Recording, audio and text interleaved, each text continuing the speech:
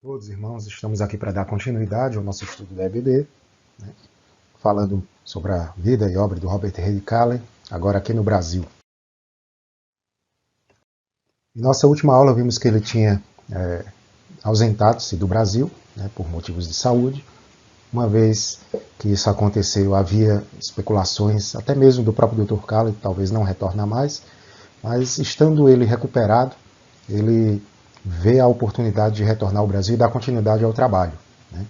E algumas coisas que acontecem geram uma certa preocupação nele, principalmente em relação à liderança da igreja, já que o senhor Holden, que estava à frente do trabalho, dava a entender que não iria mais continuar, né?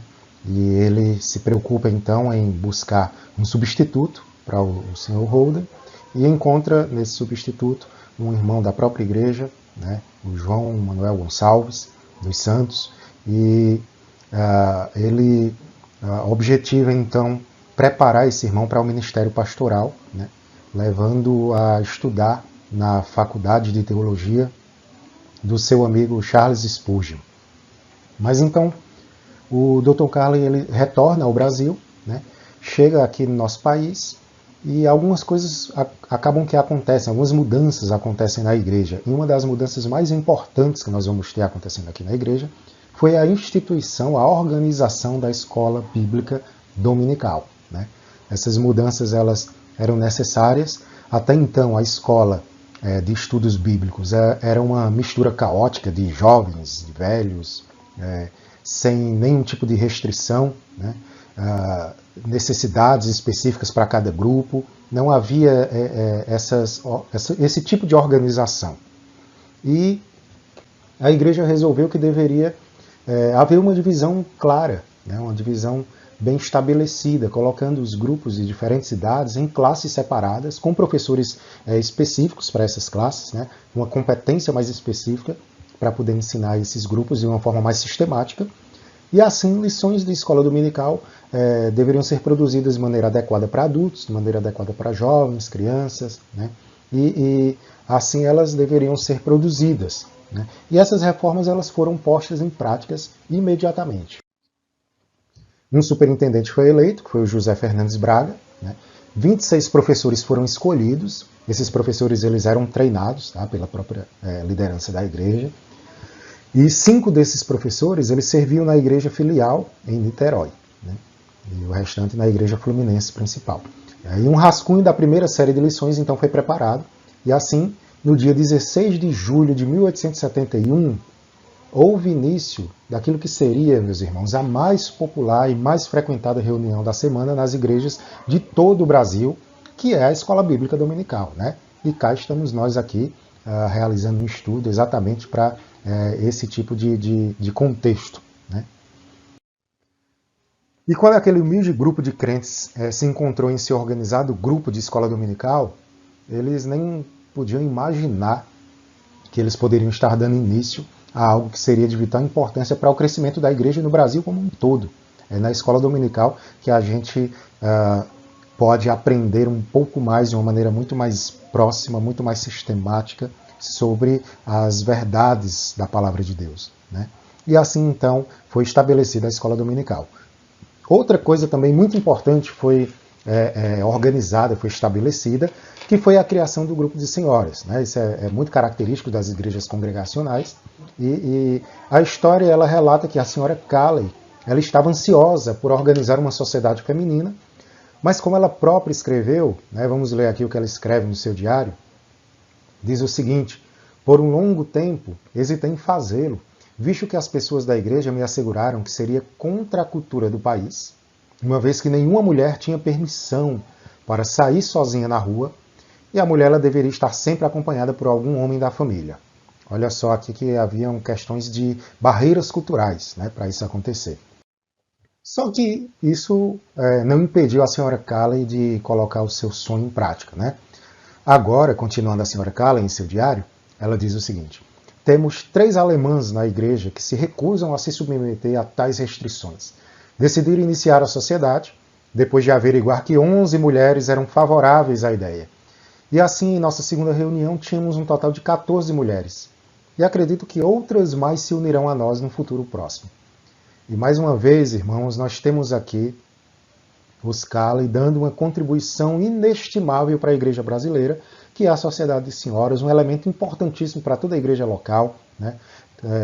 Chamado entre as igrejas congregacionais como o braço direito da igreja, né? E de fato muito auxilia, né, a liderança principal da igreja, a Sociedade de Senhoras, né? Algo que veio então desde muito tempo, né? Desde os primórdios da igreja congregacional aqui no nosso país.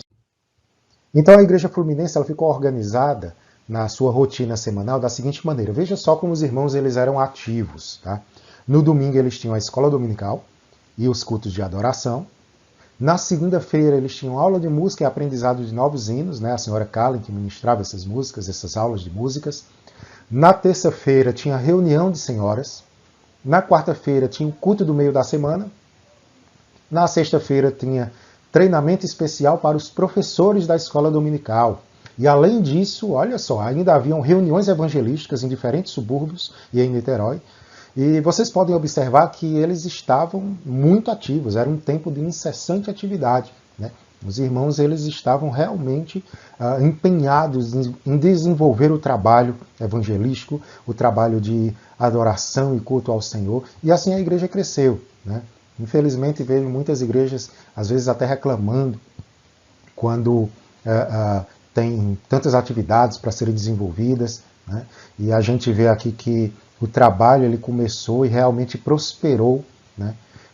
Justamente com moldes como esse, né? Uma igreja ativa, uma igreja que se encontrava praticamente todos os dias para poder estar em comunhão, para poder estudarem a palavra de Deus, para orarem juntos. Não era nas suas casas, no conforto dos seus lares, né? Eles se deslocavam para a igreja, para estarem juntos em comunhão. Eles saíam para evangelizar, eles iam para o meio do povo. Eles realmente estavam dispostos a oferecerem a si próprios como instrumentos para o serviço do Senhor, né? E glória a Deus por isso. Cá estamos nós como fruto desse trabalho, fruto dessa igreja. Glória a Deus por isso. E em uma carta que foi destinada ao Dr. Calley, datada de dezembro de 1871, o Sr. Holden, né, que era o que estava pastoreando a igreja juntamente com Calley, ele informou que não retornaria ao seu ministério na igreja fluminense. E pouco depois o Sr. Holden escreve para o Dr. Calley informando que ele tinha estado em contato com o Sr. Darby e o Sr. Kelly, né? Lembram que esses eram os líderes Irmãos de Plymouth, né? Desse ministério que acabou convencendo o Sr. Holden a aderir a eles, né? E o Sr. Holden estava convencido de que as doutrinas e práticas dos Irmãos de Plymouth estavam em completo acordo com as Escrituras e que ele agora pertencia à Assembleia, né? Era esse a forma como ele se referia a esse grupo que agora se reunia. E ele também mencionou que o Dr. Calley estava errado, né, sobre a avaliação que ele fazia do Sr. Darby. Ele disse que, longe de ser um papa, provavelmente o Dr. Calley o chamou assim, então o Mr. Holden vai dizer que o Sr. Darby ele era um homem humilde e cortês, servo de Deus, né? Ele avaliava de outra forma. Ele foi completamente convencido e ganho pelos irmãos de Plymouth a aderir à causa deles, né? Mais tarde a gente vai ver que a coisa desandou um pouco, mas enfim, um homem tão capacitado, um grande homem como o Sr. Holden, acabou sendo também convencido de outras doutrinas. E aí, para o encorajamento da igreja, no entanto, né, a preparação para os estudos pastorais do João Manuel Gonçalves dos Santos, lá na Faculdade de Spurgeon, estava completa. Todos os preparativos que eram necessários para que ele pudesse, então, iniciar os seus estudos estavam concretizados e agora ele poderia dar sequência. E aí o Dr. Calley escreveu ao Charles Spurgeon dizendo o seguinte: 16 anos se passaram desde que comecei meu trabalho no Brasil, e a igreja tem crescido lentamente.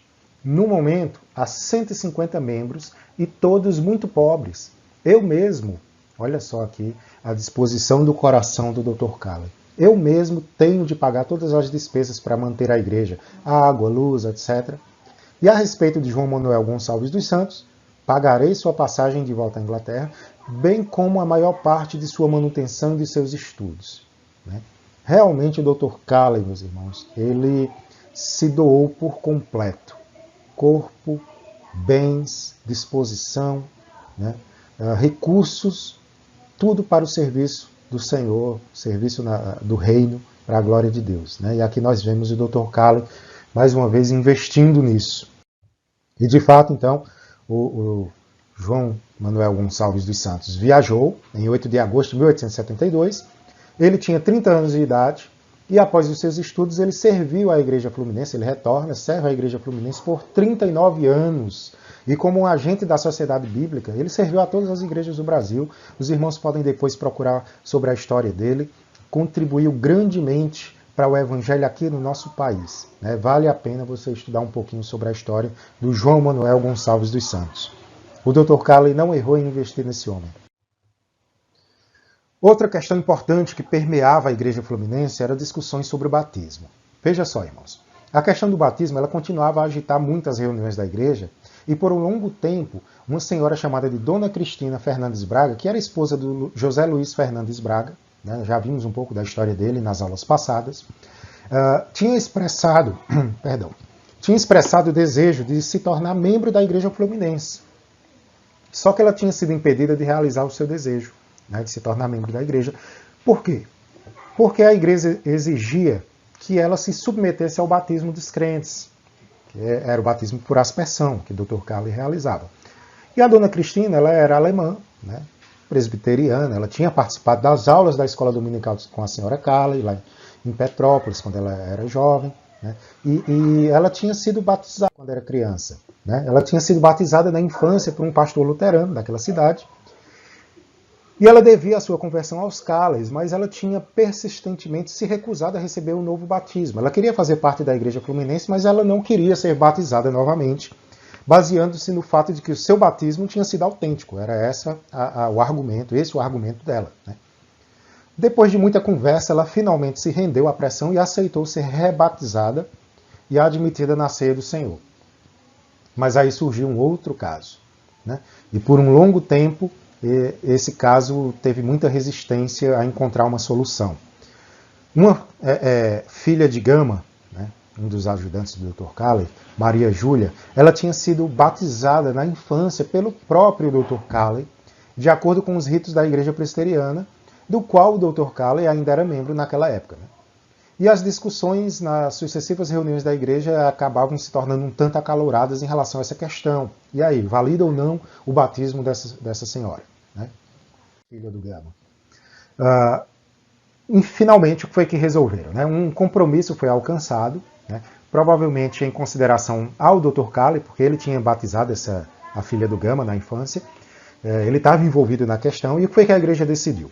Ela decidiu que deveria ser deixado para a consciência do candidato, nesse caso em particular, a decisão de passar por um novo batismo, ou não, ficando estendido que a igreja não aprova, por esse ato de tolerância, o batismo de crianças. A igreja não aprovava, mas se aquele candidato que já tinha sido batizado quando era criança considerava que o seu batismo tinha sido legítimo e queria então fazer parte da membresia da Igreja Fluminense, então assim ele seria aceito. E nesse caso, então, ela foi, portanto, recebida na membresia da igreja, sem ter que passar por um novo batismo. Só que não foi aberto um precedente, no entanto, para o batismo infantil praticado por outras igrejas que não fossem protestantes. Apenas aqueles que eram praticados por igrejas protestantes seriam aceitas. Ou seja, em outras palavras, eles não iriam aceitar batismo na infância feito pela Igreja Católica Romana. Esse não, esse aí quer fazer parte da igreja, se converteu, tem que se batizar novamente. E assim então ficou definido.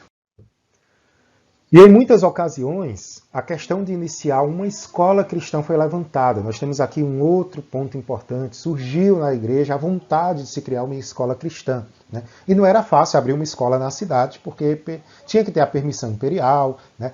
Para que a escola pudesse, então, ter liberdade de escolher os seus professores.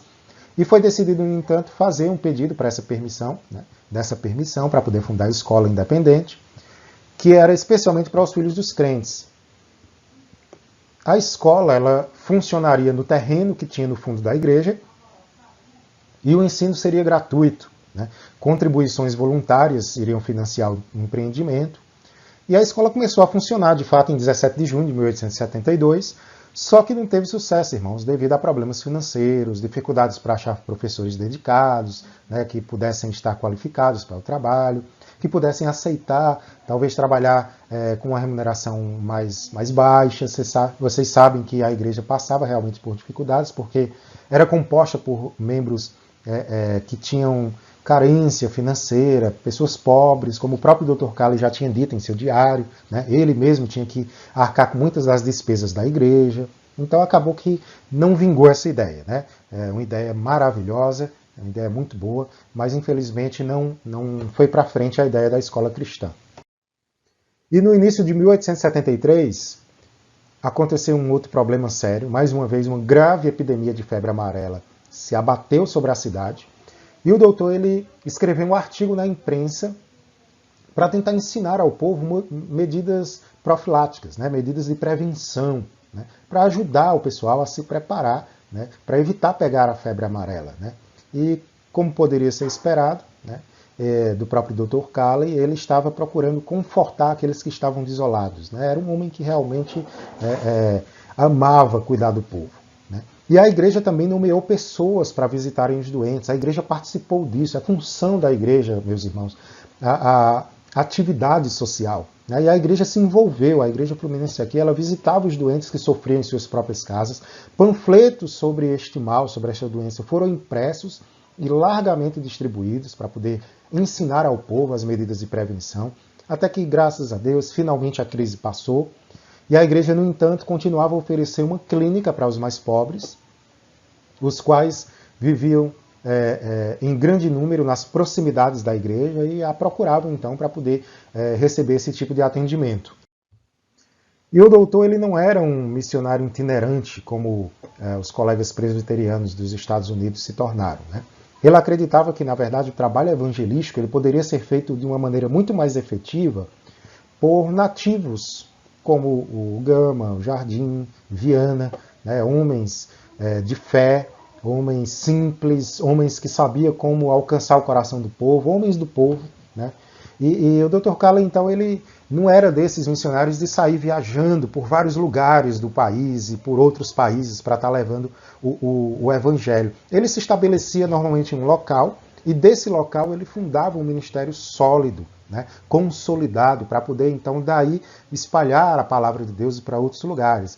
Mas, no entanto, ele fez uma única exceção, que é digna de nota, que foi aceitar o convite para visitar Recife. Perceba, Dr. Calley estava no Rio de Janeiro, mas agora ele recebe, né, um convite para visitar Recife, capital de Pernambuco, no nordeste do Brasil. Isso porque a perseguição por lá ameaçava encerrar o trabalho de modo geral. Um primeiro vendedor de livros que visitou Recife foi um diácono da Igreja Fluminense, da Igreja do Dr. Calley, o Manuel José da Silva Viana, isso em 1868. Né? Viana ele era um português, ele era originalmente português, humilde, aprendeu a ler aos 40 anos. Inicialmente ele se interessou pelas escrituras por intermédio de um dos membros da Igreja Fluminense, só que foi preciso que uma de suas filhas, né, viesse a passar por uma morte trágica para que ele pudesse então chegar à fé, né, aquele ditado de vim pela dor, né, foi o que aconteceu com ele. E ele foi batizado em 1866 e 2 anos depois ele sentiu o chamado de Deus para dedicar a sua vida à venda de livros. Vê só, né? 2 anos depois que tinha sido batizado, já estava à disposição para o trabalho no reino.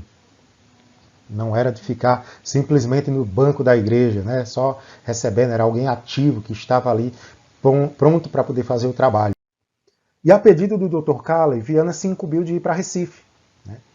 Os irmãos sabem, a gente já comentou isso, que a venda de livros religiosos era uma forma que era muito boa de se evangelizar nesse momento, né? E o Viana, ele foi para Recife então para poder vender livros evangélicos, livros religiosos, mais especificamente a Bíblia, né? E ele foi descrito por alguém que eu conhecia como um homem de meia idade, careca, barbado, muito amigável e tolerante, mas com uma força de vontade que poderia ser transformada em obstinação. Nada o desviaria da missão para a qual ele for enviado, né? Há um relato sobre ele que diz que com uma sacola na mão esquerda, e alguns livros na direita, ele ia andando pela cidade, sempre sorrindo, sempre oferecendo seus livros, e quando a ocasião surgia, estava sempre pronto a dar uma explicação do conteúdo do evangelho que ele estava oferecendo. Um célebre historiador chamado Dr. Vicente Ferrer de Barros Araújo, natural de Recife, e fiel defensor dos calvinistas, que era assim que os crentes eram chamados às vezes, ele declarou que um busto de Viana deveria ser erguido no local ilustre da cidade, né, como um valoroso tributo ao homem que primeiramente introduziu o evangelho em Pernambuco e no Nordeste. Olha só a contribuição dele, né? Durante sua primeira e curta visita em 1868, seguida por uma estada mais prolongada em 1871, Viana ele achou que as perspectivas para o evangelho elas eram boas. Havia perseguição, né? Como os irmãos bem sabem. Ele encontrou uma proibição muito grande, né? Ignorância, superstição, tradicionalismo, né? Enraizado lá da Igreja Católica, né? Os fanáticos que observavam as festas religiosas. Havia uma certa restrição, perseguição que se levantava. Mas ele astutamente observou que haviam rachaduras nessa barreira de oposição, né? Ele não se desestimulou, pelo contrário, ele foi otimista. E nem todos, irmãos, rejeitavam a sua oferta de escrituras ou recusavam ouvir as suas explicações. Alguns escutavam atentamente o que ele dizia, né? Compravam cópias das escrituras e as liam por conta própria. Alguns poucos professavam conversão e começavam a se encontrar regularmente para estudo bíblico. E vendo esses sinais de bênção, o Viana ele se apressou em voltar para o Rio de Janeiro, né, e obteve então do Dr. Calley apoio para se mudar para o Recife com a sua esposa e sua família. Ele viu que o negócio aqui tinha possibilidade de crescimento e ele queria dar continuidade, queria aproveitar as oportunidades para isso. Então, rapidinho ele veio, pediu permissão ao Dr. Calley para ir morar em Recife com a família, foi-lhe concedida e assim foi feito. E aí eles alugaram uma casa num dos locais pobres da cidade, próximo do cais. E Viana escreveu entusiasticamente para o Dr. Calley, né? Era assim que eles se comunicavam por carta, tá, irmãos? Não tinha WhatsApp nessa época, né? Então, ele escreve o seguinte: fomos recebidos maravilhosamente pelos irmãos daqui. No domingo, 1º de dezembro, tivemos uma reunião em casa. Minha própria casa ainda não estava pronta para ser usada como local de reuniões. Comprei bancos e lâmpadas e ontem finalmente fizemos a primeira reunião na nossa casa.